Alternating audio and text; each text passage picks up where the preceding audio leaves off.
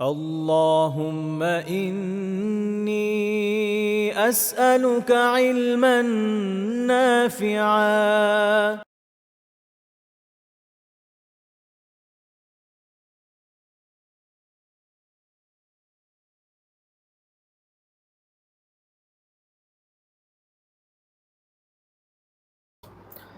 إن الحمد لله نحمده ونستعينه ونصلي على رسوله الكريم وعلى آله وصحبه أجمعين أما بعد আল্লাহ তাআলার অশেষ শুকরিয়া। আমরা আমাদের কবিরা গুনাহ বিষয়ক নতুন দর্স আজকে করতে যাচ্ছি। বিগত দিনগুলোতে আমরা আলোচনা করছিলাম মূলত জবানের সাথে সম্পৃক্ত বিভিন্ন গুনাহ নিয়ে আলোচনা হচ্ছে। তো বিগত সময়ে আমরা মিথ্যা নিয়ে আলোচনা করেছি। আজকে এবং সামনে আরও দু এক দর্শে এটার সাথে কোরিলেটেড সম্পৃক্ত কিছু টপিক নিয়ে আলোচনা হবে ইনশাআল্লাহ তাআলা। আমাদের জীবনে খুবই প্রাসঙ্গিক, যদিও মানুষ অনেক সময় বিষয়গুলোকে হালকা মনে করে। তো প্রথম যে অধ্যায়টা শেখ রাহিমাহুল্লাহ তাআলা এই বিষয়ে এনেছেন, আমরা ইতিমধ্যে আলহামদুলিল্লাহ ওনার কিতাবের অনেক দূর পর্যন্ত তো কভার করেছি আলহামদুলিল্লাহ। আচ্ছা, তো এখন যে অধ্যায়টা আমরা আলোচনা করতে যাচ্ছি, এই অধ্যায়টা হচ্ছে বাবু মা জাআ ফিল কাযিবি ওয়াল মিজাহি ওয়া নাহবিহি। মিথ্যা বলা, রসিকতা করা বা রসিকতা করে মিথ্যা বলা বোঝানো যাচ্ছে। আসলে যে কোনো সাধারণ রসিকতা নিষিদ্ধ নয়, তো মিথ্যা বলার রসিকতা করা এবং এরকম বিষয়, এরকম বিষয় সম্পর্কিত অধ্যায়, এটা নিয়ে আমাদের এখানে আলোচনা শুরু হতে যাচ্ছে। তো এটা একটা গুরুত্বপূর্ণ বিষয় যে মানুষ মিথ্যা অনেক সময় মনে করে যে কোনো ক্রিটিক্যাল বিষয়ে যদি কেউ মিথ্যা তথ্য দেয় তাহলে এটা পাপ, কিন্তু কোনো তরল বিষয়ে, সাধারণ এমন বিষয় যেটা মানুষের হাসির উদ্রেক করে, আরেকজনকে খুশি করে, তো এই বিষয়ে কোনো মিথ্যা বললে মানুষ মনে করে যেটা মনে হয় পাপ না। এই মুহূর্তে এইটা একটা সুবিশাল পাপ যেটা সমাজে ছড়িয়ে গিয়েছে। আপনারা মাঝে মাঝে এখন দার্সের ব্যাকগ্রাউন্ডে আমার মেয়ে আছে, তার ডাকাডাকি শুনতে পারেন।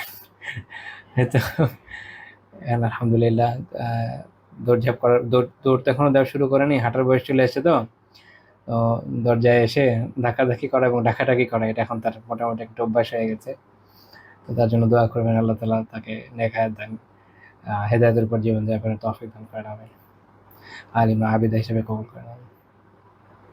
তো বাবা মার জন্য সওয়াবে জারিয়া হোক, আপনাদের সন্তানরাও হোক, এই দোয়া করি। তো যাই হোক, যেটা বলছিলাম যে এই মুহূর্তে যেটা হয়েছে যে মানুষ এই ধরনের বিষয়, অর্থাৎ তরল ধরনের বিষয়ে রসিকতা করা এবং এতে মিথ্যাকে সম্পৃক্ত করে দেওয়া, এগুলোকে মানুষ মনে করে এগুলো মানে কোনো ব্যাপার না। দেখা যায় যে নিজের প্রসঙ্গে যে কোনো মিথ্যা কথা হয়তো বলে ফেলছে, যে কোনো নিজের প্রসঙ্গ মানে নিজের সাথে সম্পৃক্ত করে যে কোনো একটা মিথ্যা কথা সে বলে ফেলছে, সে মনে করছে যে এটা তো কোনো ব্যাপার না। বা কেউ মনে করে আর এই তো অনেক ছোট মিথ্যা কথা, কি সমস্যা এটা বললে। মনে হয় যে মানুষকে একটু হাসাই, লোক হাসাই, মানুষকে হাসানোর জন্য একটু মিথ্যা বলি। অনেক বছর আগে, অনেক বছর না, অনেক বছর আগে, আই থিঙ্ক হয়তো 20 বছর আগে হতে পারে, এক সাহিত্যিকের এক বইয়ের মধ্যে আমি এরকম পড়েছিলাম। উনি লিখেছিলেন যে ভূতের গল্প, ভৌতিক গল্প, এগুলোকে মানুষের কাছে গ্রহণযোগ্য করার জন্য পদ্ধতি হচ্ছে এই যে নিজের সাথে সম্পৃক্ত করে বর্ণনা করা, নিজের আত্মীয় স্বজন মুক্ত মুখের সাথে হয়েছে এরকম সম্পৃক্ত করে বর্ণনা করা। তো তাদের কাছে তো এটা বিশাল ক্রেডিটের বিষয় বলে মনে হয় যে আমি একটা মিথ্যাকে চালিয়ে দিতে সক্ষম হলাম, কিন্তু ইসলামের দৃষ্টিতে এটা একটা গুরুতর গর্হিত অপরাধ। এটা একটা মিথ্যা। এখন এখানে একটা ব্যাপার একটু বুঝে নিতে হবে। ফিকশন, যে কোনো ধরনের ফিকশন যেগুলো মূলত কল্পিত কল্পনা হয়ে থাকে, তো এই ধরনের কল্পিত যে সকল কাহিনী, ফিকশন মানে তো আসলে কল্পিত কাহিনী হয়, কবিতাতেও মানুষ তাই করে, সাহিত্য বিষয়টা এরকম। তো শরিয়া এখানে কিছু বাউন্ডারি সেট করে দেয়। এক হচ্ছে অশ্লীলতা এর মধ্যে থাকা যাবে না। 2 নম্বর হচ্ছে এমন কোনোভাবে তথ্য এভাবে উত্থাপন করা যাবে না যে মিথ্যা। আচ্ছা, এটার মধ্যে পার্থক্য হচ্ছে কোথায়? সাধারণ কোনো গল্প উপন্যাসের সাথে যে লেখক আঁটবে একটা কাল্পনিক প্লটের উপর ভিত্তি করে একটা গল্প রচনা করলো, এটা কোনো সমস্যা নেই, এটা সে করতে পারে, এটা সুবিধা আছে, এবং সাহিত্যকর্ম আসলে এভাবেই হয়।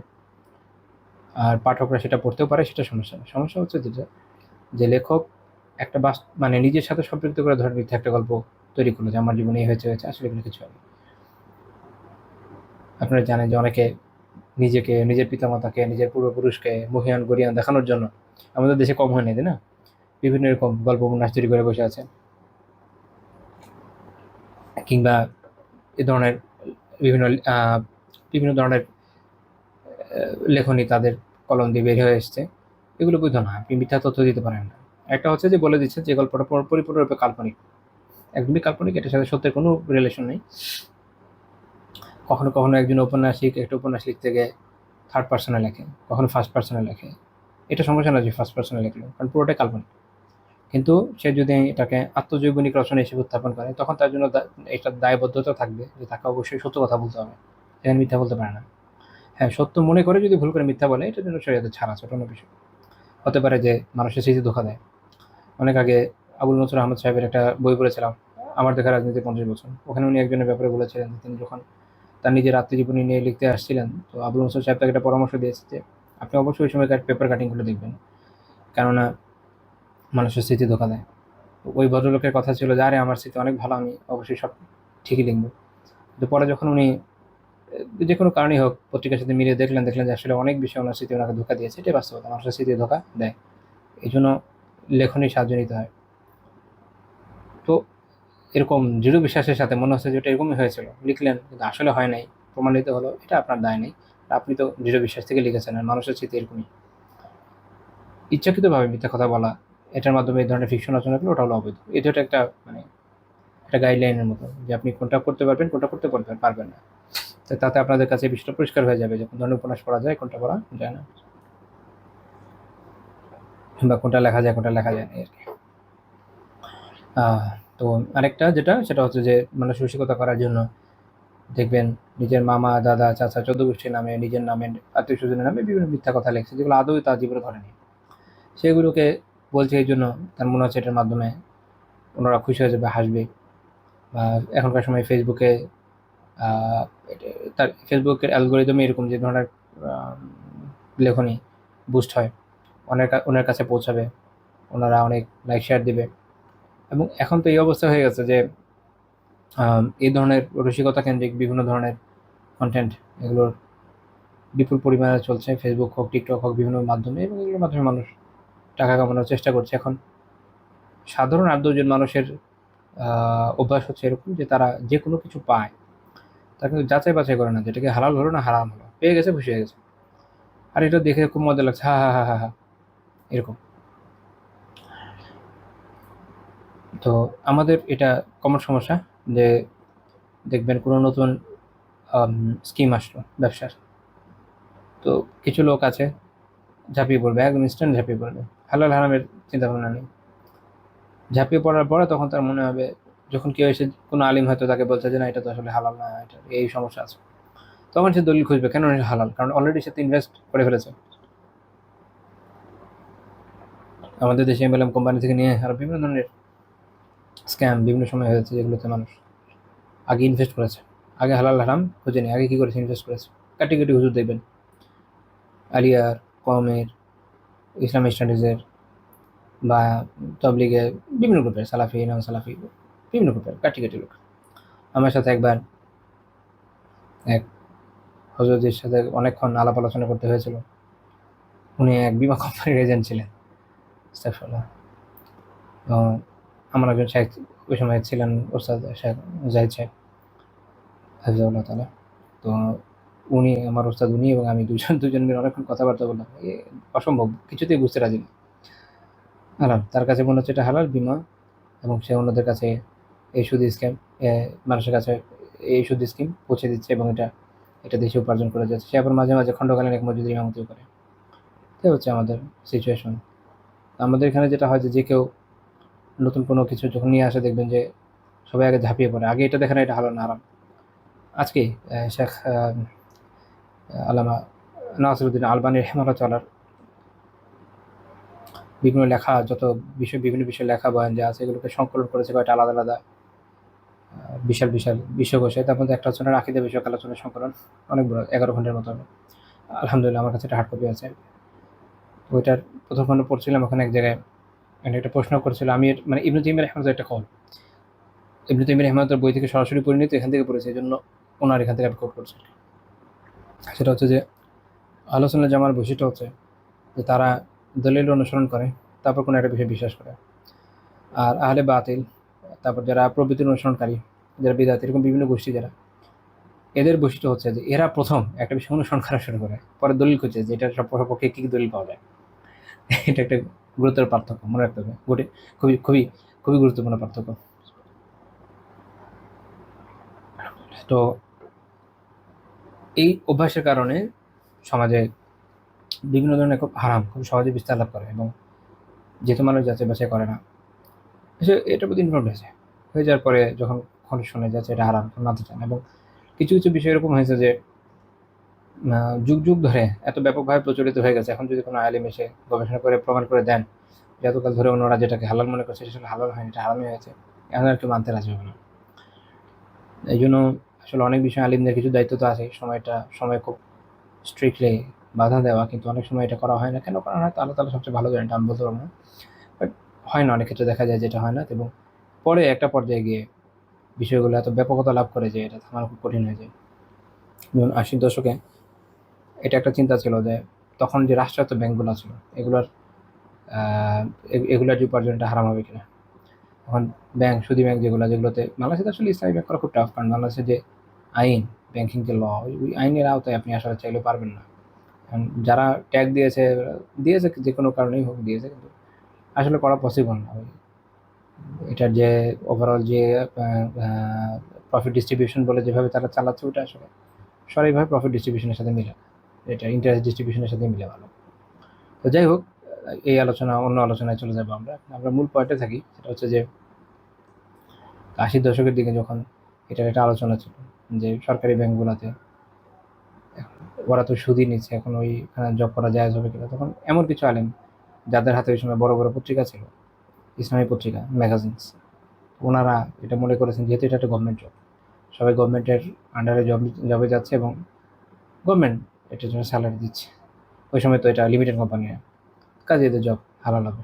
তো ওনাদের এই ফতোয়ার ফল হয়েছিল এরকম, বিপুল পরিমাণ লোক যারা ভালো দিন প্র্যাকটিস করে, বয়স্ক হয়ে গেছে অলরেডি, এখনকার সময় দেখবেন অনেকে একটা চিন্তা করে যে এই ব্যাংকগুলোর মধ্যে এমন এমন সব বুজুর্গ টাইপের লোক দেখা যায়, অনেক বয়স, অবসরের বয়স চলে আসছে, বিশাল বিশাল দাড়ি, পাগড়ি পরে বসে আছে, এখানে কেন জব করছে। এটার কারণ হচ্ছে এটা, ওই আমলে যারা খুব প্রসিদ্ধ ব্যক্তি ছিলেন, যাদের কাছে এ ধরনের মিডিয়াম ছিল, ওই সময়কার মিডিয়াম ম্যাগাজিন নাম উল্লেখ করছে, তো ওনাদের মনে হয়েছিল যে যেহেতু গভর্নমেন্টের আন্ডারে হচ্ছে, গভর্নমেন্টের স্যালারি দিয়েছে, তাহলে তাই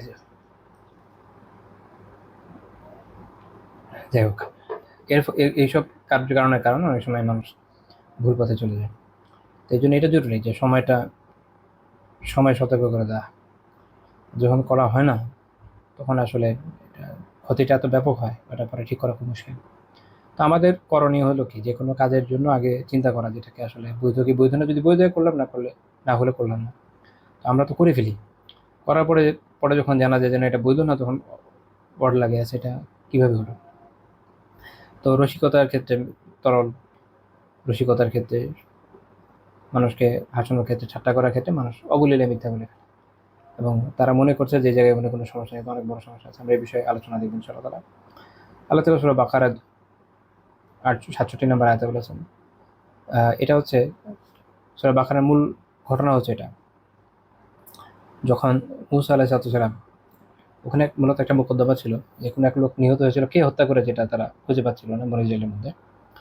তো এটা নিয়ে মূসা আলাইহিস সালামের কাছে তারা আসছিল, দেন দরবার করছিল। তো তখন আল্লাহ তাআলা বলছেন ওয়া ইয ক্বালা মূসা লিকওমিহি, আর আপনি এটা স্মরণ করুন যে যখন মূসা তার জাতিকে বললেন, ইন্নাল্লাহা ইয়া'মুরুকুম আন তাযবাহু বাকারা, যে নিশ্চয়ই আল্লাহ তাআলা তোমাদের আদেশ করেছে যেন তোমরা একটা গাভী জবাই করো, সিম্পল আদেশ, একটা গাভী জবাই করো। তাহলে আল্লাহ তাআলা এটার মাধ্যমে এটা ওয়ে করে দেবেন, কিন্তু তারা এটাকে পেঁচাতে বিষয়টাকে তাদের নিজেদের জন্য কঠিন করে নিয়েছিল। তো এটা আমরা ব্যক্তি জীবনে অনেক সময় দেখি, যেটা খুব সহজে একটা মাসালা আমলযোগ্য ছিল, কিন্তু আমাদের কোনো কোনো ভাই বোনেরা এমন প্রশ্ন করতে থাকেন, মাশাআল্লাহ, শেষে তাদেরই দুজনে কঠিন হয়ে যায়। আচ্ছা, যাই হোক, তো আল্লাহ তাআলা ওদের কথা উল্লেখ করছেন যে বনি ইসরাইল কি বললো এটা শুনে, ক্বালু আতাত্তাখিযুনা আতাত্তাখিযুনা হুজওয়া, ক্বালু আতাত্তাখিযুনাহা তুতরি, দুঃখিত, আস্তাগফিরুল্লাহ, আস্তাগফিরুল্লাহ। ক্বালু আতাত্তাখিযুনা হুজওয়া ক্বালা আউযু বিল্লাহি আন আকুনা মিনাল জাহিলিন। তো তারা বলল যে তুমি কি আমাদের সাথে ঠাট্টা করছো? ক্বালু আতাত্তাখিযুনা হুজওয়া, যে তুমি কি আমাদের সাথে ঠাট্টা করছো? তো মূসা আলাইহিস সালাম জবাবে বললেন যে আমি অজ্ঞদের অন্তর্ভুক্ত হতে আল্লাহর আশ্রয় প্রার্থনা করি। এখানে এই যে পরের পয়েন্ট, এটা হচ্ছে আমাদের এই আয়াতের শেষ যে অংশটা, এটা হচ্ছে আমাদের আলোচনার সাথে মূলত সম্পৃক্ত। যে এটা হচ্ছে জাহিলদের বৈশিষ্ট্য, যারা এমন কথা বলে যেগুলো মানুষের কোনো উপকার নেই এবং উপহাসমূলক যে ধরনের কথা। এই আয়াতের তাফসিরে শেখ আব্দুর রহমান বিন নাসির সাদি রাহিমাহুল্লাহ তাআলা বলেছেন যে ফাইনাল জাহিলা হুয়া আল্লাযী ইয়াতাকাল্লামু বিল কালামি আল্লাযী লা ফাইদাতা ফিহি। অজ্ঞ ব্যক্তি হচ্ছে সে, যে জাহিল ব্যক্তি হচ্ছে সে যে এমন কথা বলে যার মধ্যে কোনো উপকার নেই, কোনো উপকার নেই। তাহলে দেখেন, এটা অজ্ঞ ব্যক্তিদের বৈশিষ্ট্য, যে এমন কথা বলে সে তার জীবনের মূল্যবান সময়কে ব্যয় করবে যার মধ্যে কোনো উপকার নেই। দুঃখের বিষয় হচ্ছে যে এখন আম খাস আমাদের মধ্যে, সবার মধ্যে এই বৈশিষ্ট্যটা আছে, আমার মধ্যে আছে, আমি বলবো না যে নাই, আমার মধ্যে আছে, বুঝলে অনেক পাওয়া যাবে। আল্লাহ তাআলা আমাদের সংশোধনের তৌফিক দেন, আমিন। তারপর তিনি বলছেন যে ওয়া হুয়া আল্লাযী ইস্তাহজিউ বিন নাস, আর এই জাহেল ব্যক্তিরা কি করে, মানুষকে উপহাস করে, মানুষকে উপহাস করে, অর্থাৎ এমন কথা বলবে যার উপকার নাই এবং মানুষকে উপহাস করে। ওয়া আমাল আখির ফায়ারা আন্না মিন আকবারিল উয়ুবিল মাজিয়া বিতিনিল আকল। যে আকেল, যে বুদ্ধিমান মানুষ, সে মনে করবে যে আরেকজন মানুষকে এই যে উপহাস করা। তারপর তিনি বলছেন যে ইস্তেহজাহু বিমান হুয়া আদামিয়ুন মিসলুহু, দুই অংশ মিলিয়ে অনুবাদ হবে একসাথে, যে বুদ্ধিমান ব্যক্তি এটা মনে করে যে তার মতো আরেকজন মানুষকে উপহাস করা, এটা দিনের দৃষ্টিতে, জ্ঞানের দৃষ্টিতে, সব দিক দিয়ে আসলে একটা খুব বড় ত্রুটি। বা ইন কানা কাদ ফুজ্জিলা আলাইহি, যদিও হতে পারে যে সে বুদ্ধিমান ব্যক্তিকে আল্লাহ তাআলা অপর ব্যক্তির উপরে তার যার উপহাস করা হচ্ছে তার থেকে শ্রেষ্ঠ বানিয়েছেন, কি যায় আসে। ফাতাফযীলুহু ইয়াকতাদি মিনহু শুকরা লিরাব্বিহি, তারই যে শ্রেষ্ঠতা, এটা তো আসলে এটা দাবি করে যেন সে তার রবের প্রতি কৃতজ্ঞ হয়। ওয়া রাহমাতাল লিইবাদিহি, এবং আল্লাহর বান্দাদের প্রতি দয়া প্রদর্শন করে। কারণ আল্লাহ তাআলা তাকে ফজিলত দিয়েছেন, এটা আল্লাহ তাআলার মেহেরবানি, এটা অহংকারের বিষয় না। কাজ হচ্ছে যে এর জন্য শুকরগুজার হওয়া, আল্লাহ তাআলার শুকরিয়া আদায় করে এবং আল্লাহ তাআলার অন্যান্য বান্দাদের প্রতি দয়া করা, মেহেরবানি করা। সে আরেকজনকে নিয়ে উপহাস করে না, সে অপকারী কথা নিজের সময়কে ব্যয় করে না। তো এটার সাথে আমাদের টপিকের রিলেশন কথা শেখ রাহিমাহুল্লাহ তাআলা যে এই আয়াতটা উল্লেখ করলেন, সেটা হচ্ছে যে এই যে রসিকতা করা, মানে এটার কনটেক্সট একটু বোঝা লাগবে। যখন মুসা আলাইহিস সালাম তাদেরকে বললেন যে তোমরা একটা গাভী জবাই করো, তো তখন তাদের কথা ছিল এটা যে আত্তাত্তাখিযুনা হুজওয়া, যে আপনি কি আমাদের সাথে ঠাট্টা করছেন, অর্থাৎ মজা করে মিথ্যা বলছেন। আরেকটা আলিয়াযুবিল্লাহ, তাদের আরবটা হচ্ছে এরকম। তো মুসা আলাইহিস সালাম বললেন যে আমি তো জাহেল হওয়া থেকে আল্লাহ তাআলার আশ্রয় প্রার্থনা করি, এটা জাহেলদের কাছে, এটা কোনো বৈধ কাজ নয়, নবীদের সামনে তো যাই না। এখানে আমাদের টপিকের সাথে মিলে যাচ্ছে, মিথ্যা করে, রসিকতা করে বা মিথ্যা বলে ঠাট্টা করে, এটা এটা সরাসরিভাবে বৈধ নয়। তাই এর থেকেও বোঝা যায় পরোক্ষভাবে। আচ্ছা, আমরা যদি হাদিসের দিকে দেখি, বেশ কিছু হাদিস এই বিষয় প্রসঙ্গে আছে। তো শেখ রাহিমাহুল্লাহ তাআলা প্রথম যে হাদিসটা উল্লেখ করছেন, এটা হচ্ছে সহিহ মুসলিমের একটা বর্ণনা। এই বর্ণনাটা কোনো রেওয়ায়েতে মারফু হিসেবে, অর্থাৎ রাসূলুল্লাহ সাল্লাল্লাহু আলাইহি ওয়াসাল্লামের বক্তব্য হিসেবে উল্লেখ করা আছে, ওটা সঠিক না। মূলত ইবনে শিহাব আয-যুহরি রাহিমাহুল্লাহ তাআলা এটাকে মারফু করে দিয়েছেন বলে কোনো আলিমের অভিমত আছে। মূলত এটা হচ্ছে ইবনে শিহাব রাহিমাহুল্লাহ তাআলা থেকে কেউ রফা করেছে অথবা উনি করে থাকবে, দুইটার কোনো একটা হতে পারে। বাট মূলত মন্তব্যটা ইবনে শিহাব রাহিমাহুল্লাহ তাআলা। ইবনে শিহাব রাহিমাহুল্লাহ বলেছেন ওয়ালাম আসমা يرخص في شيء مما يقول الناس كذب إلا في ثلاث, যে মানুষ যে বিষয়গুলোকে মিথ্যা বলে তার মধ্যে একমাত্র তিনটা বিষয় আছে যেখানে মিথ্যা বলাটাকে আসলে শরীয়ত ছাড় দিয়েছে। মানে এই তিনটা বিষয় ছাড়া অন্য কিছুতে ছাড় দিয়েছে বলে আমি শুনিনি। ওনার কথা হচ্ছে আসমা, আমি শুনিনি। আছে উনার একটা বিষয় রাহিমাহুল্লাহ তাআলা হচ্ছে তাবিঈদের সবচেয়ে প্রসিদ্ধ আলেমদের মধ্যে একজন, এবং উনি এটা শোনা মানে এটা এই ছাড় আছে এটা উনি শুনেছেন, তার মানে সাহাবীদের থেকে শুনেছেন, এই জন্য এটা শরীয়তে গুরুত্বপূর্ণ বিষয়। তো সেই তিনটা বিষয় আমরা অন্যান্য হাদিসেও পাওয়া যায়, মারফু হাদিস অর্থাৎ আল্লাহ রাসূল সাল্লাল্লাহু আলাইহি ওয়াসাল্লামের রিওয়ায়াত থেকে আলাদা আলাদাভাবেও এই বর্ণনাগুলো সাবিত আছে। তো যেহেতু এই বিষয়ে রাহিমাহুল্লাহর বক্তব্য একবার একসাথে চলে আসে, এজন্য আমরা এটা আলোচনা করছি। সেই তিনটা কি কি? আল হারবু, এক নম্বর হচ্ছে যুদ্ধ। আপনারা জানেন সহিহ হাদিস আছে, আল হারবু খিদা, যুদ্ধ হচ্ছে প্রতারণা। যুদ্ধের মধ্যে কৌশল করা লাগে। কখনো মিথ্যা না বলে কাজ হয়ে গেলে আলহামদুলিল্লাহ, যদি না হয় প্রয়োজনে মিথ্যা বলতে হবে। কিন্তু যুদ্ধ করতে হবে, প্রতিপক্ষের কুফফারদেরকে যখন হারাতে হবে, ওটা গ্রেটার লেভেল, ওটাকে হারাইতে হবে। তো ওইটার জন্য প্রয়োজনে তাদের ধোঁকাও দেওয়া যায়, তাদের র্যাঙ্ক অ্যান্ড ফাইলসের মধ্যে বিভেদ সৃষ্টি করা যায়। যেমনটা নয় বিন মাসুদ রাদিয়াল্লাহু করেছেন বলে সিরাতের কিতাবগুলোতে রয়েছে আল্লাহ রাসূল সাল্লাল্লাহু আলাইহি ওয়াসাল্লামের অনুমতি ক্রমে। এরকম বিভিন্ন বর্ণনা আছে, আর সহিহ হাদিসে তো আছে। তো এক নম্বর হচ্ছে যুদ্ধ। দুই হচ্ছে কি আল ইসলাহু বাইনান নাস, মানুষের মধ্যে সম্পর্ক ঠিক করার ক্ষেত্রে, এটা নিয়ে আমরা পিছনে আলোচনা করেছি।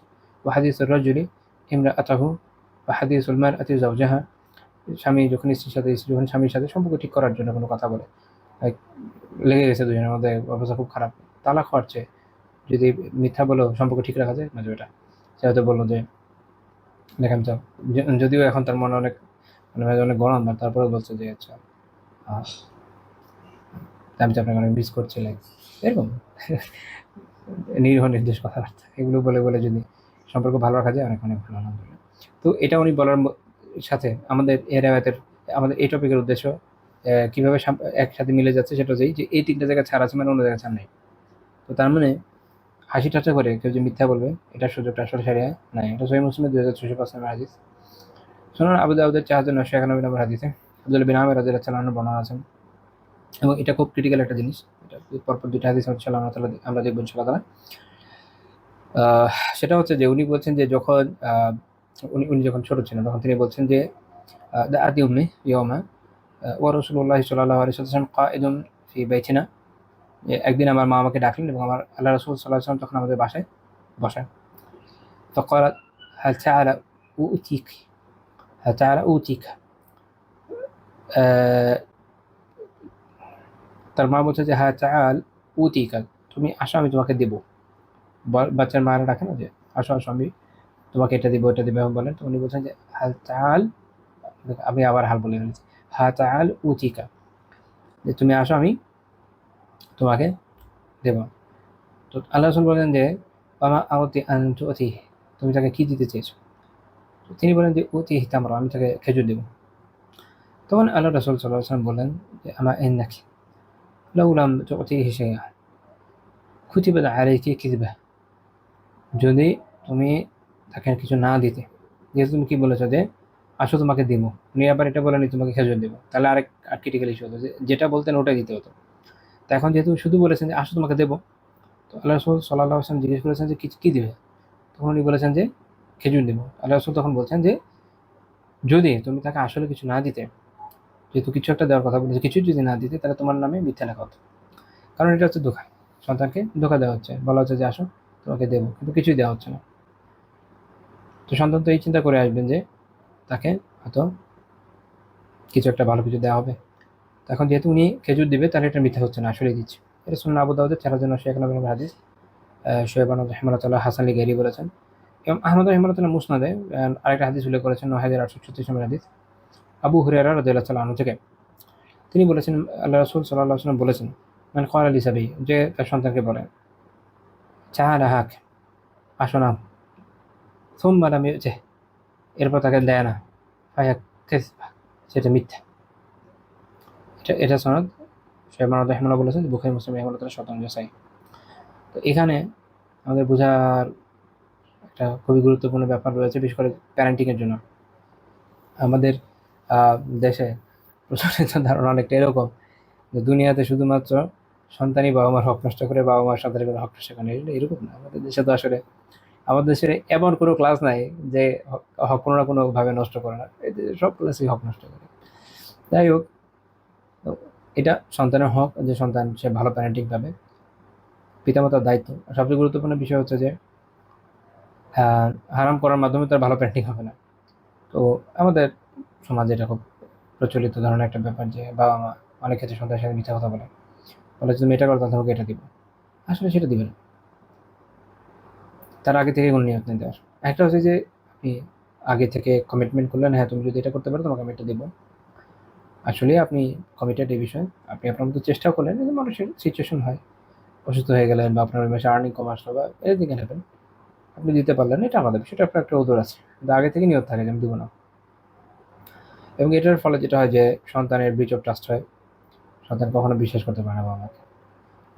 এইরকম যখন হয় আস্থায়ীভাবে চলে যায়, যার কখনোই আস্থার আসলে আসে না, তখন বাবা মার একসময় মনে হয় যে আমার উপর কেন আমার সন্তান আস্থা রাখে না, কেন আপনার উপর আস্থা রাখবে, আপনি তো কখনোই তার আস্থা রক্ষা করার মতো কাজ করেন নাই। এবং আরেকটা বড় সমস্যা হচ্ছে আল্লাহ আলম কেন আমরা জাতিগতভাবে মনে হয় সিজোফ্রেনিয়াতে ভুগি। আমরা সবসময় মনে করি আমরা এই করেছি ওই করেছি, আসলে যদি ওটার লিখিত অ্যাকাউন্ট রাখা যেত তাহলে হয়তো দেখা যেত অনেক কিছু আমরা করি না যেটা আমরা মনে করেছি।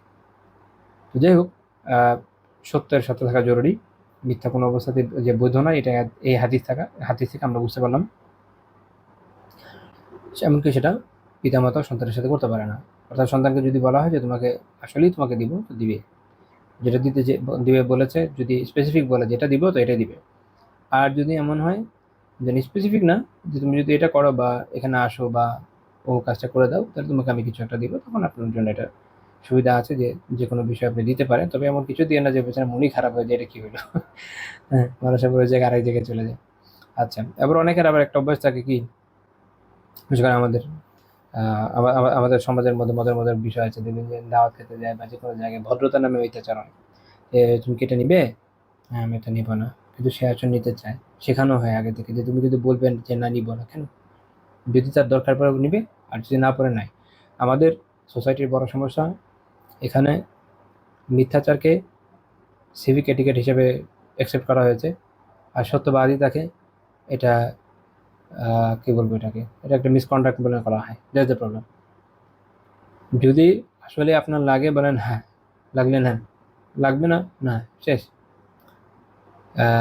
আসমা বিনতি ইয়াজিদ রাদিয়াল্লাহু তাআলা আনহা বর্ণনা করেছেন যে ইয়া রাসূলুল্লাহ, আমাদের কারো কারো এরকম হয় যে সে একটা জিনিস চায় কিন্তু সে বলে যে না চাই না, সে আসলে চায় কিন্তু বলে কি চাই না। আমি বলছি যে এটা কি মিথ্যা হিসেবে গণ্য হবে? সে তো আসলে মনে চাচ্ছে, মুখে বলছে কি চায় না, তাহলে এটা মিথ্যা হবে না? সাধারণ লজিক কি বলে? রাসূলুল্লাহ সাল্লাল্লাহু আলাইহি ওয়াসাল্লাম কি বলেন? ইন্নাল কাযিবা ইউকতাবু কাযিবা হাত্তা তুকতাবাল কুযাইবা কুযাইবা। তিনি বললেন যে যেটা মিথ্যা না ওইটা মিথ্যাই লেখা হবে। এমনকি তুচ্ছ তুচ্ছ ছোট ছোট মিথ্যা যেগুলো একদম ছোট ছোট ক্ষুদ্রাতি ক্ষুদ্র মিথ্যা বলে যেটা মনে করা হচ্ছে, ওইটা মিথ্যা যদি হয় তাহলে ওইটা মিথ্যাই, মিথ্যা মিথ্যাই। এবং ছোট থেকে ছোট যে কোনো মিথ্যাটা লেখা হবে, এটা হচ্ছে কথা, কোনো মিথ্যা বাদ যাবে না। ইমাম হাইতামি রাহিমাহুল্লাহ মাজমুউজ জাওয়াইদ উল্লেখ করেছেন হাদিস 616 নম্বর হাদিস। ইমাম আহমদ রাহিমাহুল্লাহ এবং ইমাম তাবারানী রাহিমাহুল্লাহ তাআলা আল মু'জামুল কাবীরের সূত্রে, ইমাম বুসিরি রাহিমাহুল্লাহ তাআলা তার জাওয়াইদে বলেছেন সনদ আছে হাসান। তো এটা আমাদের একটা শিক্ষণীয় বিষয় যে আমরা কিভাবে বিভিন্ন মিথ্যাকে প্রচলিত করেছি। এটা যদি আমার অন্তরে থাকে যে আমার এটা দরকার, তো বলে দিন না হ্যাঁ, যদি না হয় তাহলে বলে দেন না। এই যে নিজেরা আমরা সোসাইটির মধ্যে বিষয়টাকে চালু করেছি, ভিতরে একটা রাখি বাইরে একটা নিয়ে আসি, ভিতরে চাহিদা আছে বাইরে বলছে নাই, ভিতরে চাহিদা নেই বাইরে বলছে হ্যাঁ। এটার মাধ্যমে আসলে আমাদের মধ্যে নিফাকের চাষ হচ্ছে, আর কিছু হচ্ছে না। আল্লাহ তাআলা হেফাজত করেন। এই টপিকে সর্বশেষ সনদ তিরমিজি 2315 নম্বর হাদিস, যে নবী সাল্লাল্লাহু আলাইহি ওয়াসাল্লাম বলেছেন ওয়াইলুল লিল্লাযী ইউহাদ্দিসু বিল হাদিসি লিইউদহিকা বিহিল কওমা ফায়াকযিবু ওয়াইলুল লাহু ওয়াইলুল লাহ। তিনি বলছেন যে ধ্বংস তার জন্য, অথবা ওয়াইল দিয়ে আরেকটা অর্থ হয় যে জাহান্নামের একটা এলাকার নাম আছে ওয়াইল, একটা উপত্যকার নাম আছে ওয়াইল, তার জন্য যে মানুষদেরকে লোক হাসানোর জন্য, লিইউদহিকা দেহেক হচ্ছে মানুষ যখন উচ্চস্বরে হাসে, আর আমভাবে অর্থে আসতে পারে যে লোক হাসানোর জন্য, যে কোনো কিছু বলে এবং মিথ্যা বলে, মানে সে মিথ্যা বলে কেন? লোক হাসানোর জন্য। তো তার জন্য ধ্বংস, তার জন্য ধ্বংস, তার জন্য ধ্বংস, বা তার জন্য ওয়াইল, তার জন্য ওয়াইল, তার জন্য। হতিবিতে হলে হাদিসকে হাসান বলেছেন। তো এখানে আমাদের এখনকার সময়ের একটা মোস্ট কমন ইস্যু সামনে আসে, সেটা হচ্ছে কি এখন কোনটা হচ্ছে স্ট্যান্ড আপ কমেডি। বিভিন্ন সময় দেখবেন যে মানুষ, বিশেষ করে ইন্ডিয়ানদের জাতীয় প্রফেশন যেগুলোর মধ্যে, আমাদের এখানে ইন্ডিয়ান কেউ কেউ আছেন, আপনারা কাইন্ডলি মাইন্ড করবেন, এটা ইন্টারন্যাশনালি বিষয়টা এরকম হয়ে গেছে ইন্ডিয়ানদের জাতীয় প্রফেশনের মধ্যে একটা হচ্ছে কি স্ক্যামিং হয়ে গেছে, আর আরেকটা হয়ে গেছে হচ্ছে আপনার স্ট্যান্ড আপ কমেডি। তাদের ইঞ্জিনিয়ার থেকে ডক্টর সবাই মনে হয় স্ট্যান্ড আপ কমেডিতে নেমে গেছে। আমাদের দেশে যেমন জাতীয় প্রফেশন হচ্ছে কি বিসিএস, ডাক্তার থেকে ইঞ্জিনিয়ার সবার বিসিএস দেওয়া লাগে, দিয়ে কি হয়েছে প্রশাসন আর পুলিশে ঢোকা লাগে। যাই হোক, আমি বুঝি না এটাই যদি চালু করে, এটা আমার একটা অনেক দিনের চিন্তা যে এই দুইটা ডিগ্রি চালু করে দেওয়া উচিত বাংলাদেশে, বুঝছেন। লোক প্রশাসনের যেটা অনার্স মাস্টার্স আছে, এটা আপনি এটা ঢুকবেন, একটা একাডেমি দিবেন, ইন্টারের পরে ইন্টারের পরে এক্সাম দিবেন, যদি টিকে যান পিএসসি এক্সামে, তো তাহলে আপনি ওখানে লোক প্রশাসনে অনার্স করবেন, মাস্টার্স করবেন, তারপর জয়েন করে ফেলবেন, সব কুল, তাই না? আর পুলিশের জন্য এরকম ক্রিমিনোলজি কোনো একটা কিছু চালু করে দেন, তাতেও কিছু কাজ হবে। বেচারা কষ্ট করে অনার্স মাস্টার্স করে একটা সাবজেক্ট, বিভিন্ন সাবজেক্ট পড়ে এক্সপার্ট হয়ে কেউ ডাক্তার হচ্ছে, ইঞ্জিনিয়ার হচ্ছে, ওখান থেকে সেখানে ঢুকে যাচ্ছে। এটা একটা মেধার অপচয় হলো না? এটা কোনো কথা? যাই হোক, যেই প্রসঙ্গে ছিলাম আবার ওখানে ব্যাক করি। মানে আরেকজনের সমালোচনার সাথে সাথে আত্মসমালোচনাও করলাম, আমাদের নিজেদেরও তো করার দরকার যে আমরা কি ঘটাচ্ছি। আল্লাহ মাফ করে। তো ওখানে দেখবেন যে বিভিন্ন রকম স্ট্যান্ড আপ কমেডি রিয়েটে চলে আসে। তো এখন তো মেবি অনেক হয়ে গেছে। আমি বহু বছর আগে, যখন এখনকার যারা খুব রাইজিং স্টার স্ট্যান্ড আপ কমেডির, এদের কারো ভিডিও অনেক বছর আগে আমি দেখেছি, অনেক বছর। আল্লাহ জানে ওই সময় এরা অনেক শুকনা দুবলা পাতলা ছিল। মানুষের টাকা হলে মানুষ মোটা হয় না। তো যাই হোক, ওরকম দু একটা দেখে আমার মোটামুটি ধারণা হয়ে গেছে ওখানে কি হয়। যদি কারো, আমি উসুল বলছি, যদি কারোর মধ্যে এটা না থাকে ওটা আলাদা কথা। সেটা হচ্ছে যে তারা নিজেদের জীবনের সাথে নিজের ফ্যামিলির, নিজের বন্ধুর, ভাই বা মা বোন, 14 গোষ্ঠী, বিভিন্ন জনের সাথে সম্পৃক্ত করে করে ঘটনা বানিয়ে বলতে থাকে, একের পরে ঘটনা বলতে থাকে, সেটাই মানুষ হাসে এবং এটার জন্য টাকা দিয়ে তারা এখানে। এটা বৈধ না, এটা সরাইভাবে বৈধ না। অশ্লীলতা বা অশ্লীল বিভিন্ন কথাবার্তা বলে হাসানো, এটা তো কমেডিতে বহু কয়েক বছর আগে থেকেই প্রচলিত। অনেক আগে আমার জোকসের প্রতি খুব আগ্রহ ছিল, যখন আমি অনেক ছোট। তো খুব ছোটবেলায় আমি ওই সময় আসলে আপনারা যারা আমার এজের বা আমার আগের এজের, আরো বেশি এজের, তারা তো জানেন যে বইপত্র পাওয়া বাংলাদেশে কত কঠিন কাজ ছিল। তো তখন ঘুরে ঘুরে বিভিন্ন জায়গা থেকে অনেক দূরের কোথাও কোথাও গিয়ে অনেক সময় বইটই কিনতাম। তো কোথাও এরকম জোকসের বই পেলে নিয়ে আসতাম। এটা সার্টেন টাইম পর্যন্ত জোকসগুলো খুব নিরীহ জোকসই ছিল, বাট আমার মনে হয় যে টাইম ফ্রেম তো আসলে এক্সাক্ট নাও মিলতে পারে, বাট হয়তো 2003, 2004, 2005 এরকম সময়ে গিয়ে দেখা গেল যে জোকস খুব তখনই ভালগার টাইপের হওয়া শুরু হয়ে গেল। তো তখন থেকে অবভিয়াসলি এখন তো নিশ্চয়ই ভালো নাই, আমি ধারণা করলাম। এগুলো তো বৈধ না। বিশেষ করে ফেসবুকে তো আসে, চোখের সামনে আসে, বই পড়ি আর না পড়ি এই ধরনের ফেসবুকের অ্যালগোরিদমের কারণে ইউজ করতে গেলে চোখের সামনে চলে আসে যে মানুষ কী ধরনের যোগ করে এখন।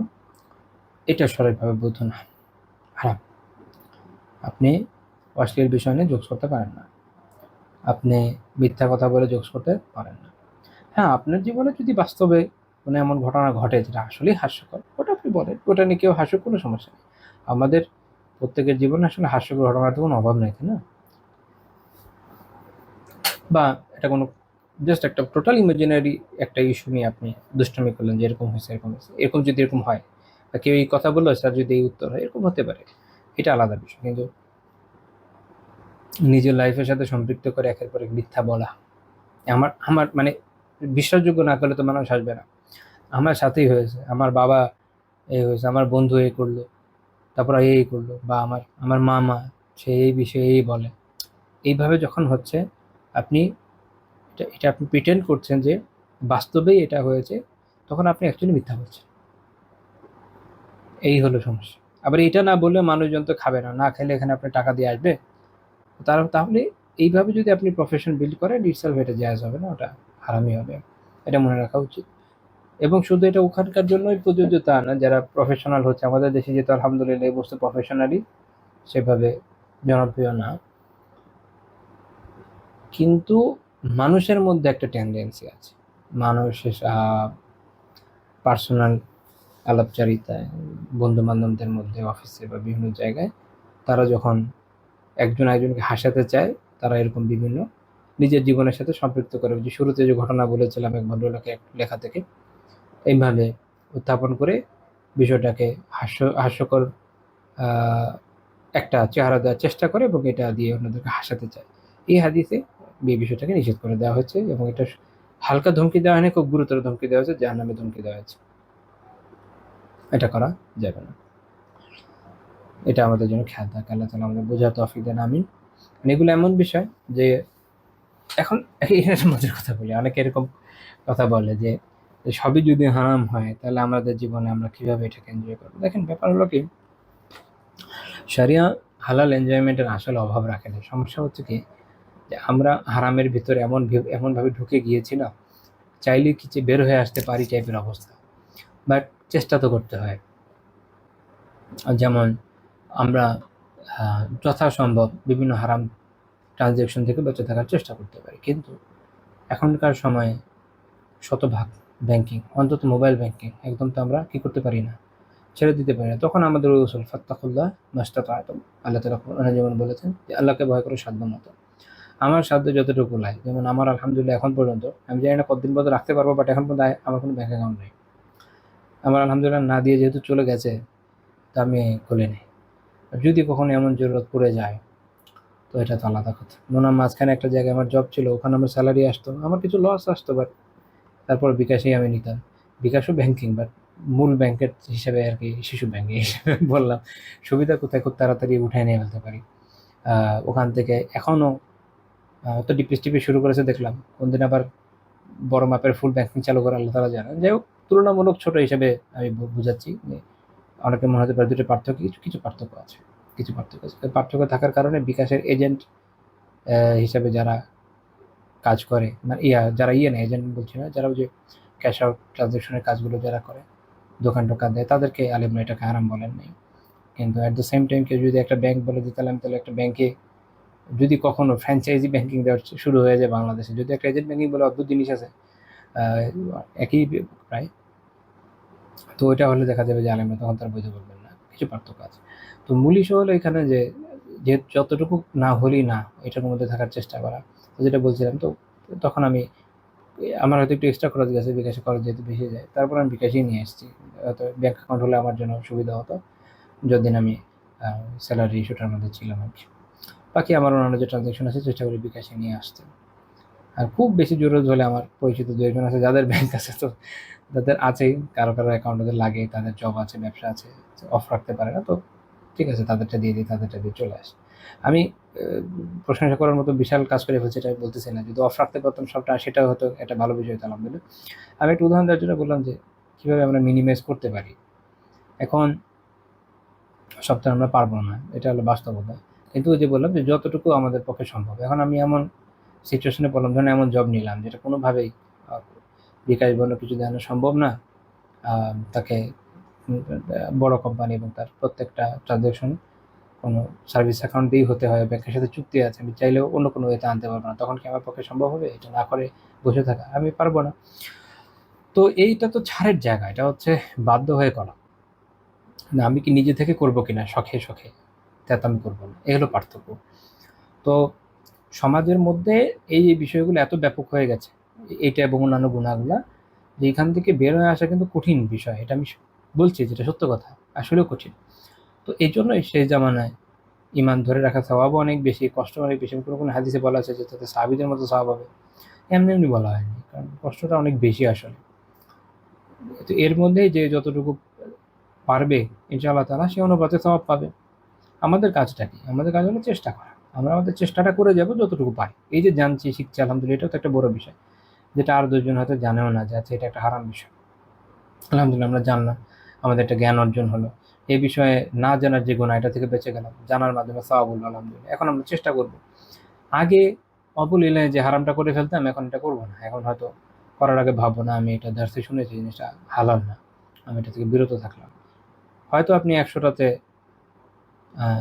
১০০টাই হয়তো বেঁচে থাকতে পারবেন, এরকম নাও হতে পারে। এমন তো হলো যে ধরেন দেখেন না, ২০টাও যদি কমে আলহামদুলিল্লাহ, খারাপ কি? আগে তো ১০০তে ১০০ই ছিল। আল্লাহ চাইলে গ্র্যাজুয়ালি আরও কমে আসলো, ৬০টে আসলো, ৭০টায় কমিয়ে ফেলতে পারলেন আলহামদুলিল্লাহ। এটা অনেক ভালো, তাই না? ১০০ থেকে অনেক ভালো না? অনেক ভালো। তো বিষয়গুলোকে এইভাবে বোঝেন। এটা হলো এক বিষয় যে কীভাবে কমানো যায়। দ্বিতীয় বিষয় যেটা, যে সমাজের এই বিষয়গুলোতে আমরা এইভাবে ঢুকে যাওয়ার কারণে আমাদের মধ্যে বিনোদনের একটা সেন্স তৈরি হয়েছে যে বিনোদন মানে হচ্ছে এটা এইভাবেই করতে হয়।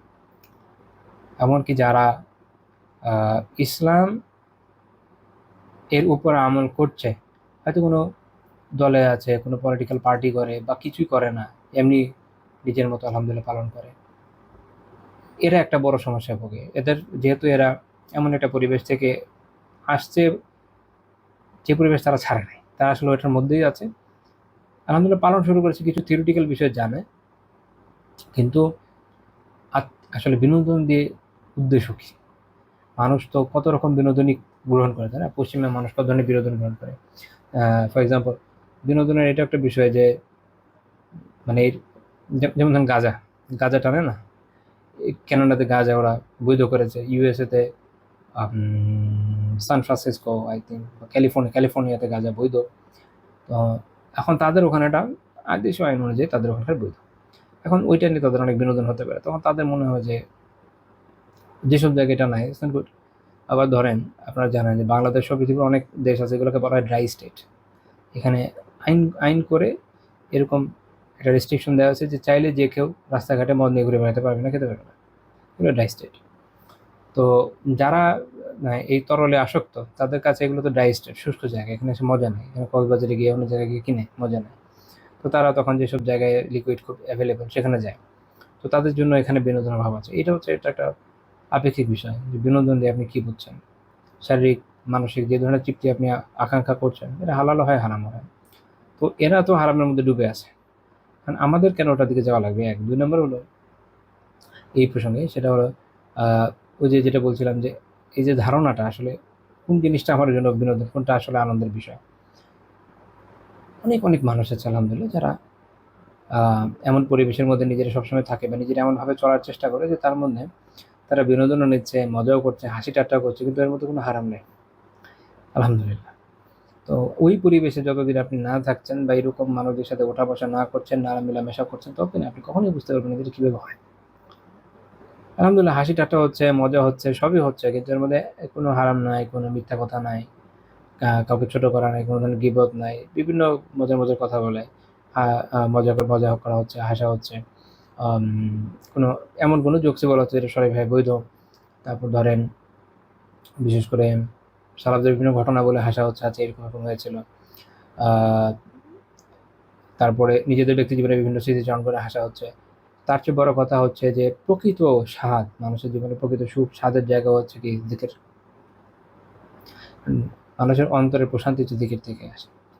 মানুষ আসলে বিনোদন যে নিতে চায়, আসলে কিসের জন্য চায়? তার একটু প্রশান্তি দরকার, তার যে মনোটোনাস লাইফ এটা থেকে সে বের হয়ে আসতে চায়, সে একটু একটু রিল্যাক্স ফিল করতে চায়, তার রিল্যাক্সেশন দরকার। একজন মোমেন যার আসলে ইমান শক্তিশালী হয়েছে, তার জন্য রিল্যাক্সেশনের সবচেয়ে বড় মাধ্যম হচ্ছে দিকর। যখন সে আল্লাহ তাআলাকে স্মরণ করে, তিলাওয়াত করে, তিলাওয়াত শোনে, গানের তিলাওয়াত না, অ্যাকচুয়াল তিলাওয়াত, সেই ধরনের তিলাওয়াত শুনে সে যখন জিকির করে, সে যখন কোরআন এর তাফসীর পড়ে, যখন হাদিস পড়ে, তখন তার মধ্যে এত প্রশান্তি আসে যে অন্যান্য বিনোদনে সে মুখাপেক্ষি হয়ে যায়। তো যে এই বিনোদন নিতে, এই এই এই বিনোদন যেটা একটা অ্যাকচুয়াল বিনোদন, এগুলো হচ্ছে এমন ধরনের বিনোদন যেটা করেও সওয়াব আছে, যেটা অন্তরকে প্রশান্ত করে দেয়। তো যার মধ্যে এই সমস্যা, এই ওই ধরনের সমস্যাগুলো নাই, এবং এই ধরনের নির্দোষ এবং অ্যাকচুয়াল বিনোদন যেটা কাম্য কাম্য, সেটা যার মধ্যে আলহামদুলিল্লাহ আছে, তার মধ্যে দেখবেন এই ধরনের প্রশ্ন আসে না, যেটা না হলে আপনার কীভাবে বিনোদন নিবে, সে তো ওটা ছাড়াই ভালো আছে। এরকম যেটা প্রশ্ন করেছিল আমাদের একজন শায়খ, এটা মজার একটা উত্তর দিয়েছেন যে এইটা ছাড়া, আমি সামনে বসে আলহামদুলিল্লাহ, তখন প্রশ্ন করেছে, তো আমাদের শায়খ বলছেন যে মানে এইটাই কেন লাগবে, বা এটা ছাড়া বিনোদন নাই এমন কেন হবে? আমরা তো আলহামদুলিল্লাহ ছাড়াই চলছে, সারা জীবন চলে আসে, কোনো টের পাইনি। এটা দরকার, মিথ্যা মিথ্যা কথা বলে লোক হাসানোর দরকার, এটা কোনো টেরই পাইনি। কারণ হচ্ছে আপনারা এমন পরিবেশের মধ্যে থাকেন, নিজের এমন একটা পরিবেশ তৈরি করে নিয়েছেন, বাইরের মধ্যে আছেন, ওখান থেকে বেরোতে পারেননি, এর ফলে হচ্ছে যে আপনার কাছে মনে হচ্ছে যে এটা ছাড়া কীভাবে বিনোদন দেবে। অথচ বিনোদনের অভাব নেই আলহামদুলিল্লাহ। মনে রাখবেন যে কোরআন আল্লাহ তাআলা জিকির যারা অন্তরকে প্রশান্ত করতে পারে না, আর কোন জিনিস তার অন্তরকে প্রশান্ত করতে পারে? সে কিছুটা টাইম পাস করবে, হা হা করে হাসবে, এইটুকু, এর বেশি আর কি। তো এটা আমাদের মনে রাখা উচিত। তাহলে আমরা কি করবো, যথাসম্ভব চেষ্টা করবো ইনশাল্লাহ, যতটুকু পারা যায়, হয়তো পুরোটাও পারবো না, যতটুকু পারা যায় হারাম থেকে বেঁচে থাকা, এটাও আমি ট্রাই করবো। আর মনে রাখতে হবে যে হারাম বিনোদন থেকে সরে এসে আমাদের হালাল বিনোদনের মধ্যে থাকতে হবে, যেটা শরিয়ার কাম্য, যেটা ইবাদত, যেগুলো করার মাধ্যমে সওয়াব আছে। আচ্ছা, এরপরে আমরা পরের অধ্যায় চলে যাই। পরের অধ্যায়টা খুব ইন্টারেস্টিং অধ্যায়, বাবু মা জাআ ফি তামাল্লুকি ওয়া মাদহিল ইনসান বিমা লাইসা ফিহি। সহজ ভাষায় বলা যায় যে মানুষকে তোষামত করা এবং তার মধ্যে যেটা নাই সেটাই প্রশংসা করা। দেখেন, মানুষকে তোষামত করা এবং মানুষের মধ্যে যা নাই তা বলে প্রশংসা করা, এটা এটা মিথ্যা কথা এবং এটা হারাম। যেহেতু মিথ্যা, যেহেতু হারাম। এই যে সমস্যাটা আমরা বললাম, এটা এত ব্যাপক, এটা বলে বোঝানোর মতো না। এই যে নির্বাচনের মৌসুম চলে আসছে, বিভিন্ন ভাইরাল ক্লিপ পাবেন, সেখানে দেখবেন যে অমুক নেতা তমুকের প্রশংসা করে দুনিয়া উদ্ধার করে ফেলছে, যেগুলো বেটার মধ্যে কিছুই নেই, মিথ্যা কথা। এখন এই নেতার হলো সিট দরকার এই জন্য, অথবা কিছু বেনিফিট দরকার এর জন্য, বিভিন্ন গুরুত্বপূর্ণ পদে যারা থাকে তাদের প্রশংসা করে, সিনিয়র ভাই বোনেদের প্রশংসা করে। বললা, এই যে তোষামদ এমন একটা জিনিস, এইটা মনে হয় রঞ্জন ঢুকে গেছে যাদের, এবং যেটা তার মধ্যে নেই এটা বলে প্রশংসা করতে। শেখ রহমাল্লাহ তাআলা এই বিষয়ে প্রথম যে আয়াত উল্লেখ করেছেন, ওই জিতানিবু কওলা জুর, যে তোমরা কওলা জুর থেকে, যে মিথ্যা কথা, এগুলো থেকে বেঁচে থাকো। সূরা হাদীদ 30 নম্বর আয়াত। আমি এটা তাফসীরে আগে বিস্তারিত করেছি আলহামদুলিল্লাহ, ওখানে দেখিয়েছি যেটা অনেকগুলো ব্যাখ্যা আছে, তার মধ্যে এটা চলে আসবে যে মিথ্যা প্রশংসা করা, এটার মধ্যে চলে যাবে, মানে মিথ্যা সাক্ষ্য হয়ে যায়, মিথ্যা সাক্ষ্যের মধ্যে চলে আসে। জোরের একটা অর্থ হচ্ছে কি, সাক্ষ্য। তো কওলা জুর বলতে মিথ্যা সাক্ষ্য বোঝায় কি, মানে কওলা জুর দিয়ে মিথ্যা সাক্ষ্য বোঝায়। তো ওইটা আমরা এর আগে আলোচনা করেছি। তো মিথ্যা সাক্ষ্যের মধ্যে এটাও পড়ে যে আপনি বলছেন যে হ্যাঁ, আমার নেতার চরিত্র ফুলের মতো পবিত্র, কিন্তু সে হচ্ছে বড় বাপের বদমাইশ, বিভিন্ন জায়গায় অপকর্ম করে বেড়াচ্ছে, তাহলে হবে না, মিথ্যা কথা। তারপরে বিভিন্ন ধরনের কথাবার্তা বলে মানুষ এভাবে তার নিজের নেতার পক্ষে, নিজের দলের পক্ষে প্রচারণা চালায়, যে কোনো দল। এটা আপনি কেউ, বাংলাদেশে তো আসলে সবই সেকুলার পার্টি, কারণ বাংলাদেশকে যদি বলা যায় ইসলামিক পার্টিটা আসলে পসিবল। বাংলাদেশের আইনে, বাংলাদেশের যে নির্বাচন কমিশনের আইন, যেটার উপরে তারা নিবন্ধিত হয়েছে, ওখানে তারা এই দেশের গণতান্ত্রিক রাষ্ট্র ব্যবস্থা, এই দেশের আইনের যে মূল ভিত্তিগুলো, সেকুলারিজম, সোশ্যালিজম, আর কী কী আছে চারটা, এগুলোকে অ্যাকসেপ্ট করে নিয়ে এসে তার গঠনতন্ত্র জমা দিয়েছে। কীভাবে সে ইসলামিক পার্টি? সে বলতে পারে যে আমরা একটু ইসলামকে ভালোবাসি, এটুকু। আরেক পার্টি যে হয়তো বলতে পারে যে তারা ইসলামকে ভালোবাসে, এমন ওই পার্টি বলবে যে আমার পার্টির নামের মধ্যে যদি ইসলাম নেই, বাট আমরা ভালোবাসি। তারপর দুজনে মিলে এটা নিয়ে মারামারি করতে পারে। তারপর ভোটাররা কী করবে, এটা ভোটারদের বিষয়। আসলে আমি ওটা মানে কিছু কনসেপচুয়াল ইস্যু বলি। অনেকে মানে ফল নিয়ে মারামারি করে, ফল নিয়ে মারামারি কিছু নাই। আপনি মূলে হাত দেন।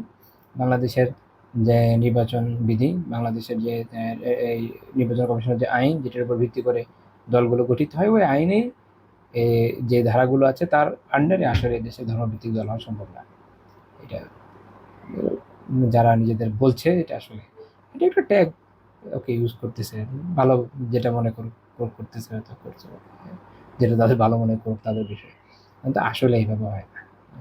বাংলাদেশের আইন অনুযায়ী সবাই ওই একই একই একই ধারারই পার্টি আসলে, যেটা আধুনিক রাষ্ট্রবিজ্ঞানের দৃষ্টিতে বলা যে একটা হচ্ছে রাইটিস্ট পার্টি, আর একটা হচ্ছে লেফটিস্ট পার্টি, একটা হচ্ছে সেন্ট্রিস্ট পার্টি।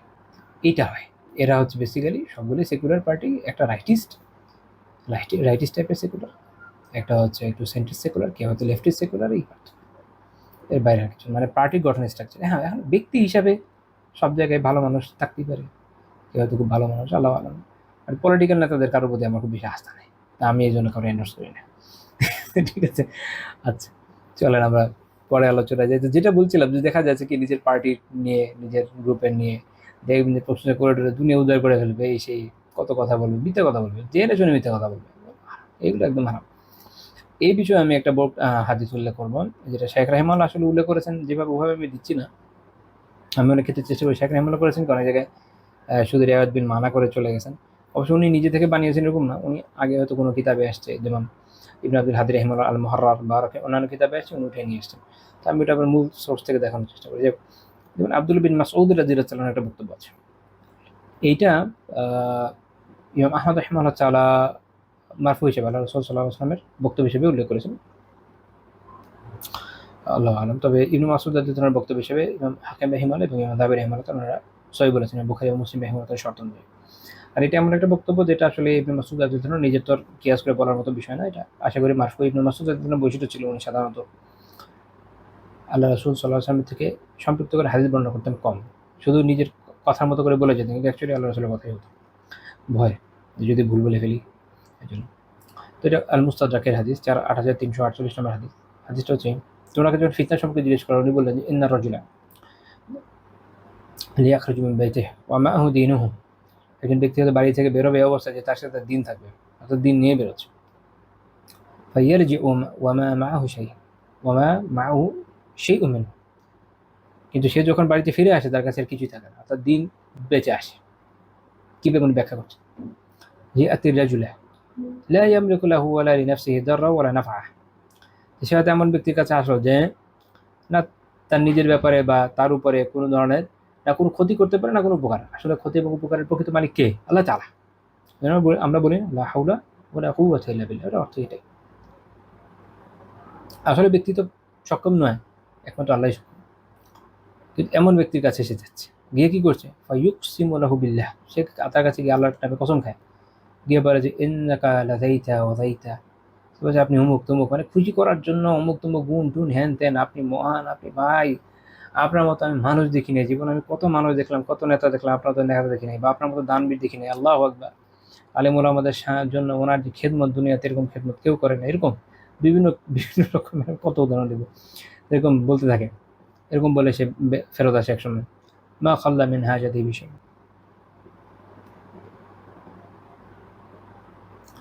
এরকম বলে হয়তো সে তার যে প্রয়োজন তার কিছু মেটাতে পারে না, অথবা হয়তো পারলো, কি যায়।